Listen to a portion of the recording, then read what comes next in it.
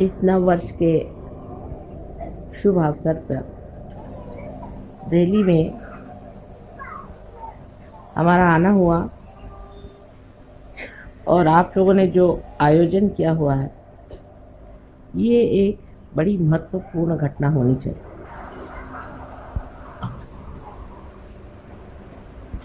नव वर्ष जब शुरू होते हैं तो उस वक्त कोई न कोई नवीन बात, नवीन धारणा, नवीन सूझबूझ मनुष्य के अंदर जागृत होती है। वो स्वयं स्फूर्त होती है। जिसने भी नवीन वर्ष की कल्पना बनाई है, वो कोई बड़े भारी दृष्टा रहे होंगे, जो ये सोच करके कि ऐसे अवसर पर प्रतीक रूप मनुष्य के अंदर एक नई उमंग, एक नया विचार, एक नया आंदोलन जागृत हो जाए। ऐसे अनेक नवीन वर्ष आए और गए, नई उमंगें आई, नई धारणाएं आई और खत्म हो गई। मनुष्य की आज तक की जो कुछ धारणाएं रही हैं, एक परमात्मा को छोड़ के बाकी सब एक मानसिक क्रियाएं रही या बौद्धिक प्रक्रियाएं रही। मनुष्य अपने बुद्धि से जो भी ठीक समझता था, उसका आंदोलन एक नवीन कल्पना समझ करके चला था। वो आंदोलन कुछ दूर तक जाके फिर न जाने क्यों हठात उसी विशेष व्यक्ति को और उसी समाज को या उस समय में रहने वाले लोगों पर आघात करता। इसका कारण क्या था, ये लोग नहीं समझ पाए। लेकिन आज हमें इसका साक्षात बहुत ज़्यादा अधिक स्पष्ट रूप से हो रहा। जैसे कि धर्म की व्यवस्था हुई। धर्म की व्यवस्था में मनुष्य ने जब भी बुद्धि और मानसिक शक्तियों का उपयोग किया, तो बुद्धि के दम में वो एक वाद विवाद के क्षेत्र में बढ़ गया और अनेक वाद विवाद शुरू हो गए। अगर सत्य एक है तो पंथ इतने क्यों हुए, इतने धर्म क्यों हुए, उन धर्मों में भी इतने और भी जाति भेद क्यों हो गए। ऐसे भेद करते करते न जाने दुनिया में कितने ही गुट जम गए हैं, जिसका समझ में नहीं आता है। किसी से पूछते हैं कि आप साहब कौन धर्म के हैं, तो आपको ऐसे धर्म का नाम बताएंगे कि जो आपने कभी सुना भी नहीं। ऐसे धर्म धीरे धीरे मेरे ख्याल से हर एक नवीन वर्ष में ही उत्पन्न होते गए, क्योंकि मनुष्य की बुद्धि हर एक नवीन वर्ष में कोई न कोई नया उमंग लेकर पैदा हो। इसी प्रकार हमारे बुद्धि से राजनैतिक क्षेत्र में भी बहुत सी नई नई उमंगें आई और मनुष्य ने नई नई बातें निकाली। जैसे शुरुआत में माना गया कि चलो एक राजा ही रहे तो अच्छा है, राजा सबको समझ लेगा और राजा से ही सबको बड़ा लाभ मिलेगा। तो देखा कि जिसको राजा बनाया वही दुष्ट निकला, उसी ने सताना शुरू कर दिया। फिर कहा नहीं, राजा तो ठीक नहीं, इसकी जगह ऐसा करो कि प्रजातंत्र आप चीज शुरू। फिर उन्होंने प्रजातंत्र शुरू किया। प्रजातंत्र में देखा गया कि हर एक आदमी अपने को बिल्कुल ऐसा समझता है कि वो स्वयं ही उस प्रजा का संस्थापक है, संचालक है और करता है। अब आप देख रहे हैं कि अमेरिका में कितना आतंक मचा हुआ, किस कदर हिंसाचार वहां चढ़ा। अगर पढ़ते हैं तो आश्चर्य होता है कि इस प्रजातंत्र का हाल ऐसा क्यों हो गया, ये तंत्र सारा गड़बड़ क्यों। वही हाल बाद में आप कम्युनिज्म जो आया, वो उसकी एक समझ लीजिए कि दूसरी एक नवीन उमंग लेकर के संसार में आया कि अब हम एक नया ऐसा संसार बसाएंगे कि जिसमें सब मनुष्य में समानता आ जाए, उनमें कोई भी तरह का फर्क न रहे, खाने पीने में हर चीज में एक जैसा हो जाए, और उसके अलावा उसको कोई स्वतंत्रता न है। अगर वो स्वतंत्र हो गया तो स्व के तंत्र में वो गड़बड़ हो जाता है, इसलिए उसकी स्वतंत्रता हटा दी जाए। क्योंकि मनुष्य को जब एकदम मूर्ख समझा जाए तभी ऐसा हो सकता है। फिर मनुष्य मूर्ख नहीं है, वो तो हर जगह उसको आप जितना दबाएगा उतना वो खोपड़ी पे चढ़ेगा। तो ये भी चीज़ कुछ बन नहीं पड़ी, वो भी नहीं बनी, ये भी नहीं बनी। इस तरह से जहाँ देखते हैं वहीं आतंक। धर्म के मामले में तो आप देख रहे हैं कि किसी के धर्म की हालत देख करके लगता ही नहीं कि परमात्मा भी कोई चीज़ हो सकती जो एकमय हो, वो केवल हो, इसके लिए सब लोग आपस में सर काट रहे हैं, सबको मार डाल रहे हैं। तो ये कारण क्या? जब चीज आपकी एक बहुत ही ज्यादा सुष्ट रूप से नवीनतम संसार में आई है, तो इस नवीनतम चीज में और इस नाविन्यपूर्ण चीज को इस कदर गंदी, मैली, कुचैली करके क्यों संसार में आंखों में नजर आ रही है, उसका ऐसा हाल क्यों हो रहा है? क्या वजह है कि जो चीज इतनी उदात्त, महान, और उसका शुरू करने वाले भी बड़े महान और उदात्त रहे हैं, वो सब के सब जा करके आज कहाँ पहुंच गए? जैसे अमेरिका में मैं सोचती हूँ कि बहुत बड़े इंसान हो गए, उनको हम कहते हैं अब्राहम लिंकन, बहुत बड़े आदमी थे, रियलाइज सोल थे। उन्होंने सीधी चीज़, इतनी बढ़िया चीज़ संसार में ला दी, इतना बड़ा काम कर दिया। लेकिन अब जो है वहाँ देखते हैं तो सोचते हैं जो उन्होंने किया था पता नहीं उसको किस तरह से इन लोगों ने एकदम विद्रूप और कुरूप करके रख दिया। एक ये बात हो गई। दूसरे अगर आप देखिए तो कम्युनिज्म भी जिस लेनिन और मार्क्स ने बनाया था वो भी रियलाइज सोच थे। उन्होंने भी जो सोचा था वो भी हितकारी चीज़ थी, वो हित के जगह अब सबका ही थी। और क्या धर्म के भी जो संस्थापक हुए सब भी बड़े उदात्त और बहुत महान लोग थे, और उनको भी कोई कह नहीं सकता, उनकी तरफ कोई निर्देश करके नहीं कह सकता कि इन्होंने कोई गलत काम किया हो या इन्होंने कोई गलत धारणा से चीज़ को, ऐसी बात नहीं। लेकिन आखिर आगे जाकर के वो चीज़ ऐसी क्यों? हीरा जो था वो जाकर के कीचड़ में कैसे मिल गया? हीरा तो जहाँ है हीरा ही रहना चाहिए, लेकिन ये तो हीरा जो आया सो कूच करके, जैसे उसका बिल्कुल ही तोड़ करके, उसको मरोड़ करके और उसको कीचड़ ही बना। और सभी दूर ये चीज़ें देख कर बड़ा आश्चर्य होने लगता है कि इस तरह की जितनी भी उदात्त चीज़ें आई। अब साइंस आया संसार में, लोगों ने कहा अब साइंस आया, अब तो हम लोग के सारे प्रश्न हल हो गए, और उस सब प्रश्न हल होने के बाद में और अब हमें कोई चीज़ की चिंता नहीं करनी चाहिए और सब चीज़ ठीक हो जाएगी। सो तो बात नहीं, हमने एक राक्षस बना के रख दिया है, एटम बॉम्ब, हाइड्रोजन बॉम्ब, ये वो अपने खोपड़ी पे खड़े कर दिए। इधर उससे ही बनी हुई ये प्लास्टिक और ये नायलॉन और ये सब इसके पहाड़ के पहाड़ खड़े कर दिए। ये सब चीज़ें जो सुविधा के लिए बनाई थी इतनी असुविधाजनक हो गई, इनसे दुनिया भर की बीमारियां आ गई, आफतें आ गई। आखिर क्या वजह, क्यों इस तरह से हो गया? ये सब जो चीज़ें, ये सब हित प्रणीत थी, हित को लेकर थी, हितकारी बनाई गई थी। उसी से मनुष्य की नवीन उमंगें आई, उसी से उसने सोचा कि मानव के उद्धार के लिए चीज़ बनाई जाए, वही उसके उद्धार की जगह उसको पूर्णतया नष्ट करने की। इसका कारण क्या हो सकता है? कारण यह है कि जैसे श्री कृष्ण ने कहा हुआ है कि मनुष्य की जो धारणा है या मनुष्य का जो विचार है या जो मानव की जो चेतना है वो नीचे की ओर बढ़े और धीरे धीरे वो धूली में मिल जाए।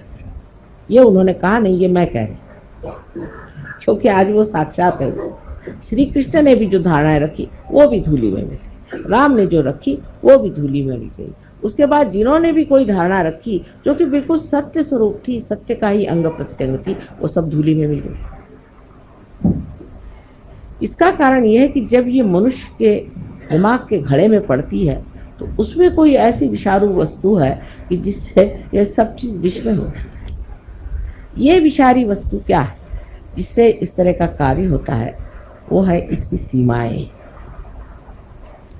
हर चीज की सीमा होती है, इसी तरह बुद्धि की भी सीमा होती है, और इसीलिए इस सीमा में बंद करके वो चीज घुट करके और नष्ट हो जाती है। जैसे कि अंगूर का सुंदर स्वाद वाला रस भी अगर एक घड़े में बंद कर दिया जाए तो उसमें उसकी शराब बन के उसका नशा चढ़ जाता है, उसी प्रकार मनुष्य के मस्तिष्क में, जो कि सीमित लिमिटेड है, उसमें ये अनलिमिटेड चीजें डाल देने से एकदम नष्ट है। इसका मतलब ये नहीं कि मनुष्य का मस्तिष्क ही कुछ खराब है। इसका मतलब यह है कि ये जो मस्तिष्क है, इसकी सीमाएं तोड़नी होगी, इसकी सीमाएं बढ़ानी होगी। मनुष्य की चेतना जो है वो व्यापक करनी है, इतनी व्यापक होनी चाहिए कि उसके अंदर सत्य समा सके और वो खुली होनी चाहिए। इसका लक्ष्य क्या है? उधर ध्यान हमारा हटते जाता है। जब चीज सीमित होती जाती है तो इसका लक्ष्य क्या है? उधर हमारा ध्यान नहीं जाता। हर चीज का लक्ष्य था कि मनुष्य का हित हो। और हित क्या चीज है? इसमें श्री कृष्ण ने बताया कि हित वो है जो आत्मा का कल्याण करे। अब आत्मा स्वयं ही कल्याणमय है, लेकिन कल्याण करे माने आत्मा से हम लोगों का कल्याण हो। लेकिन जब आत्मा ही खोया हुआ है तो हमारा कल्याण कैसे हो सकता? आज का जो नवीन वर्ष है ये विशेष बात है, क्योंकि आज की जो बात हम कर रहे हैं, आज का जो हम सहयोग का कार्य कर रहे हैं, ये हम अपने मस्तिष्क को विस्तीर्ण करें, महान करें, जिसको कि श्री कृष्ण ने कहा है कि विराट का स्थान जो है वो इस मस्तिष्क में है। इसके अंदर उसके जड़ें, उन जड़ों को हम जागरूक कर रहे हैं। वो जड़ें जागरूक होने से ही सत्य को पूरी तरह से अंदर शोषित कर सकते हैं, एब्सॉर्ब कर सकते हैं। मनुष्य की जो सीमित प्रकृति है वो खुल जा सकती है। लेक्चर देना तो बहुत आसान है कि आप मनुष्य के हित के लिए ये करो, हित के लिए वो करो, लेकिन होता नहीं।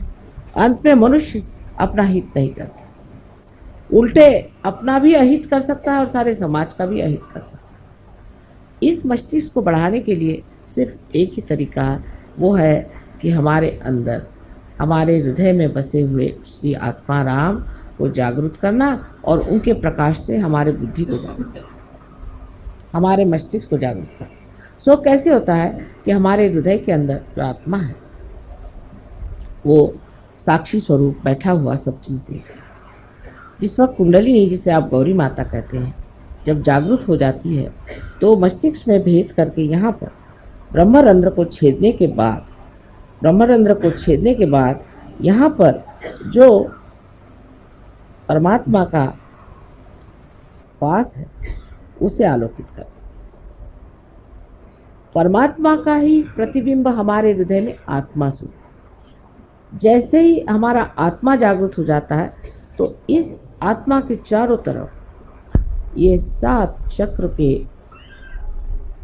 आलोक, 7 चक्र के मंडल वो भी जागृत हो जाते हैं। और ये 7 चक्रों की जो पीठ है वो हमारे मस्तिष्क में है, क्योंकि वो भी जागृत हो जाते हैं, इसीलिए ये 7 मंडल भी हमारे हृदय में जागृत हो जाते हैं। ये मंडल जागृत हो जाने से ही हमारी जो नसें हैं या हमारी जो ब्रेन है वो एक तरह से अति सूक्ष्म तरीके से खुल जाता है और उसके अंदर शोषण करने की शक्ति बढ़ती है। सत्य को शोषण करने की शक्ति बढ़ने से ही मनुष्य सत्य पे खड़ा हो सकता है। आज तक मनुष्य सत्य पे खड़ा नहीं हो पाया। सत्य को सुनता है, जानता है, देखता है, पर उस पर खड़ा नहीं हो सकता। सत्य को आत्मसात करने के लिए आत्मा की जागृति होनी चाहिए, और वो आज सहयोग में हो गई, सहज में ही हो गई कहना चाहिए, जो इतने लोग आत्मा को प्राप्त हो। आत्मा को प्राप्त होने से वो शक्ति आपके अंदर जागृत होती है जिससे आप सत्य को आत्मसात कर सकते। जो आज डेमोक्रेसी का सत्य है वो सत्य आपके अंदर जागृत हो गया। माने ये कि दूसरा कौन है? दूसरा कौन है? सब तो हम ही हैं, हमारे ही अंदर सब कुछ है। जब आपको सामूहिक चेतना आ गई तो उसमें कम्युनिज्म का भी सत्य आ गया। जब आपके अंदर ही आ गए, वो सत्य आप ही के अंदर प्रकट हो रहा है। जब आप उसको देख करके, जान करके कह सकते हैं कि इस आदमी में कौन से दोष है। और जब आप अपने को जानने लग गए, जब आप अपने को देखने लग गए, आप जब अपनी ही स्वतंत्रता को प्राप्त हो गए तो आप में डेमोक्रेसी का भी जो सत्य है वो भी जागृत हो, तो स्वतंत्रता भी आ गई और एक तरह से पर का तंत्र भी आपके हाथ में आ गया, दूसरों का जो तंत्र है वो भी आपके हाथ में आ गया और आपकी स्वतंत्रता भी आप जान पाओगे, क्योंकि अपना भी स्व का तंत्र आप नहीं जान। शिवाजी कहते थे स्वधर्म ओळखावा, स्व का धर्म जानो। स्व का माने अपने आत्मा का धर्म आप जानो, और आत्मा का धर्म जो है कहने को तो स्व है, लेकिन ये जागतिक है, विश्व का आत्मा है। जो विश्व का आत्मा है वही हमारे हृदय में बसा हुआ है। उसमें जागते ही जो विश्व की भावना, जिसको कि हम एक बड़ा भारी उदात्त उदाहरण और उसको बहुत बड़ी एक फिलॉसफी समझते, एक तत्व ज्ञान के रूप से जिसे जानते थे, वो साक्षात हमारे अंदर विराजमान हो, वो हमारे अंदर चमक गया। हमें उसके लिए कहीं कोई किताब पढ़ने की जरूरत नहीं, किसी को जानने की जरूरत नहीं। देखते साथ जानते हैं कि ये कहाँ है, ये कहाँ है, इनका क्या चल रहा, उनका क्या मामला हो रहा। यहाँ बैठे बैठे आप सारी दुनिया को जान सकते हैं, इसमें कोई बड़ी भारी आश्चर्य की बात नहीं, कोई विशेष बात नहीं। अगर आप मेरे लिए कहेंगे तो मुझे तो ये लगता है मैंने तो कुछ किया नहीं, क्योंकि मैं जैसी हूँ सो हूँ ही, वो तो अनादि से ऐसी ही हूँ, तो मेरी कोई विशेषता इसमें नहीं है। विशेषता आप लोगों की, जो आपने इसे जाना, माना और पाया।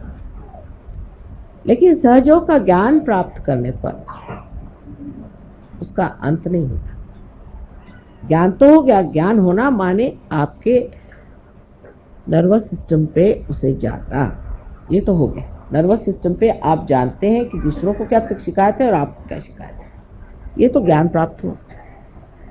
जो लोग उल्टी तरीके से चलते हैं वो सोचते हैं ज्ञान करना माने ये कि हमें बुद्धि से जानना, बुद्धि से हमें जानना है। बुद्धि से जानना माने क्या कि हम अब किताबें पढ़ के जान लेंगे, या हम किसी गुरु के पास बैठ करके जान लेंगे, या किसी के उपदेश सुनने से हम जान लेंगे, सो नहीं जान सकते। ज्ञान का मतलब है कि आपकी नर्वस सिस्टम में से जानना, यही ज्ञेय शब्द है, यही वेद है, यही विद है, यही बोध है, यही बुद्ध है। यानी आज आप बुद्ध है क्योंकि आपको बोध हो गया। बोध होने का मतलब ये नहीं किसी ने बोध पिला दिया आपको, हाँ भाई ऐसा करो, ये करो, वो करो, और उससे पहले जो कुछ भी आपको बताया गया वो सब व्यर्थ ही हो गया। किसी ने बताया हाँ साहब आप सवेरे खाना मत खाइए, शाम को खाना खाइए, किसी ने कहा सवेरे खाइए शाम को मत खाइए, कुछ ऐसी वैसी सब बातें चलते चलते लोग पहुंचे कि साहब समझ में नहीं आता। कोई कहते सवेरे खाओ, कोई कहते रात को, कोई कहते इधर करो, कोई कहते वो करो, और कुछ बनता ही नहीं। लेकिन जो बोलता है उसके तो कोई चरित्र में विशेषता नहीं आई, उसका तो कोई स्वभाव नहीं बना। सो महावीर जी के इसमें मैं अभी कल ही मुझे ये चीज मिली, महावीर जी ने कहा है कि पहले ज्ञान को प्राप्त करो। तो सब जितने भी जैन लोग थे उन्होंने सोचा ज्ञान को प्राप्त करना माने किताबें पढ़ो, ये पढ़ो वो पढ़ो, सम्यक ज्ञान फलाना ठिकाना। सम्यक ज्ञान कहने से क्या सम्यक ज्ञान आने चाहिए, वो तो अंदर जागृति से आएगा ना। सम्यक माने इंटीग्रेटेड, जब तक आपके सारे चक्र इंटीग्रेट नहीं होंगे तब तक सम्यक ज्ञान नहीं आ सकता। तो उनका भी विचार जो था वो खत्म कर दिया। पहले उन्होंने कहा ज्ञान आना चाहिए, अब ज्ञान में चल पड़े। हमारे यहाँ एक से एक पंडित मराठी में कहते पढ़त मूर्ख, पढ़ पढ़ के मूर्ख बन गए, पढ़ी पढ़ी पंडित मूर्ख। सो वो निकलता ही खोपड़ी में से। जो सीखा हुआ तो इतना होता है कि कभी कभी कोई पढ़े लिखे लोग आते तो उनसे कहते ऐसा करिए आप 2 दिन तक आप बोलते ही रहिए, जो कुछ भी आपके खोपड़ी में पहले आप मुझे बता दीजिए, जब खोपड़ी से निकल जाएगा तब फिर बात करें, क्योंकि दूसरे ही सब घुसे ही इनके सर में, तो इनको कैसे घुसाया जाए। ये इस प्रकार हमारी जो बुद्धि है उसके चक्कर ऐसे चल पड़ते हैं कि जो चीज बताई, जो लक्ष्य है उससे हटके पहली चीज उन्होंने बताई ज्ञान। ज्ञान प्राप्त, ज्ञान प्राप्त करने का मतलब क्या? ज्ञान प्राप्त करने का मतलब होता है बोध। सो कैसे होगा? किसी ने ये नहीं पूछा कि ज्ञान कैसे प्राप्त होगा। श्री कृष्ण ने भी साफ तरीके से नहीं कहा कि कुंडलिनी का जागरण होना चाहिए, वो ज़माना नहीं था। सिर्फ अर्जुन से उन्होंने बात करी, क्या दुनिया के लिए नहीं की थी कि अब लोग बैठ करके सबको गीता सुनाते हैं, सिर्फ अर्जुन के लिए था। अर्जुन एक रियलाइज सोल था, उससे बात करी, और नॉन रियलाइज से तो उन्होंने बात नहीं करी, एक अर्जुन से बात करी। और वो सारे अब दुनिया भर को आप जिन्होंने जिनका रियलाइजेशन नहीं हुआ, जो अंधे हैं, उनसे आप बताइए कि हाथ में आपके सांप है, आप छोड़ दीजिए, आप छोड़ दीजिए, कभी नहीं छोड़ सकते। तो शुरुआत ही नहीं हुई किसी चीज की, अभी शुरुआत ही नहीं। जब शुरुआत हुई तो आपने देखा कि हाँ चीज ठीक है, आंख खुलते बाप रे हाथ में सांप है, आपने छोड़ दिया।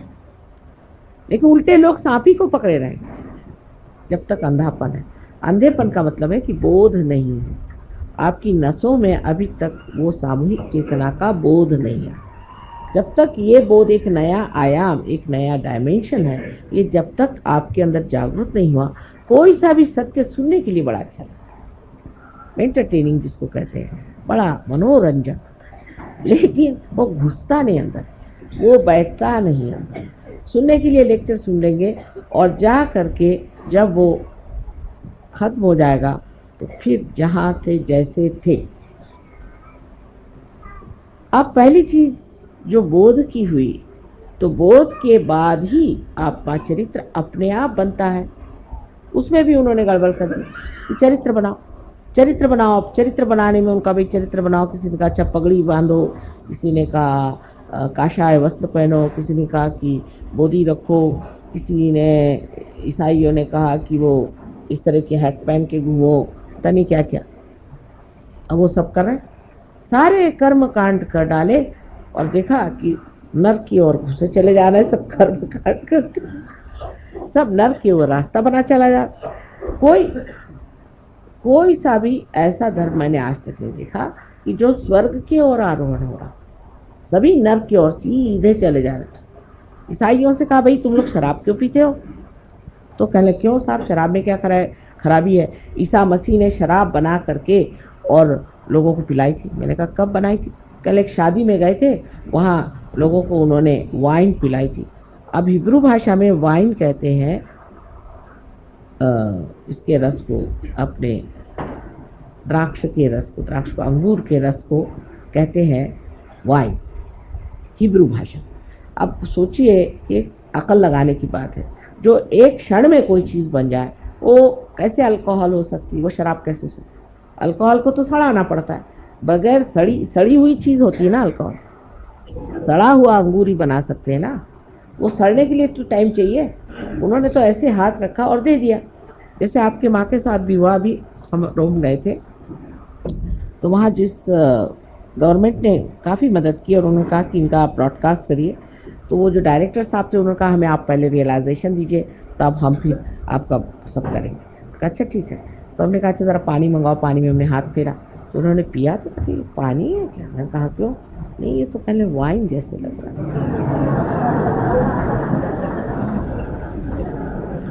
बार बार पूछे ये पानी तो नहीं, तो वाइन तो नहीं दे रहे? मैंने पानी दिया।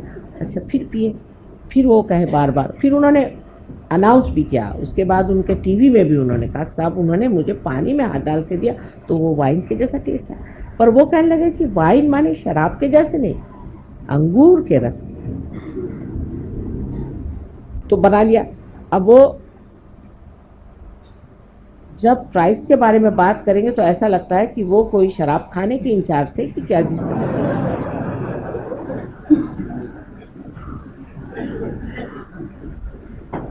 उसी प्रकार हरेक धर्म में, अब सिख धर्म में बताया गया कि आप अपनी रक्षा के लिए कृपाण रखें, इसलिए क्योंकि उस वक्त उन पे